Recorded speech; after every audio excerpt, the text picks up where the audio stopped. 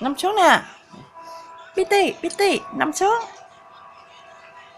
Nằm gì thế? Nằm xuống. Nằm xuống nè. Và bây giờ là massage cho Bitty. Dùng cái bàn chải vuốt con bụng. Vuốt. Sấy cẩn nè. Đó, đánh đều. Rồi nó.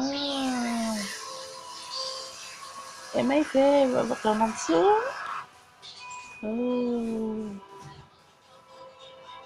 Chúng ta xây xong bên đây, chúng ta xây luôn bên đây. Xây tiếp dưới nè.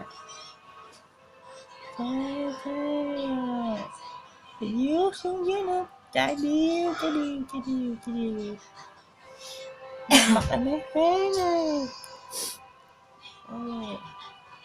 Không chịu vuốt mặt, chỉ chịu vuốt bụng thôi.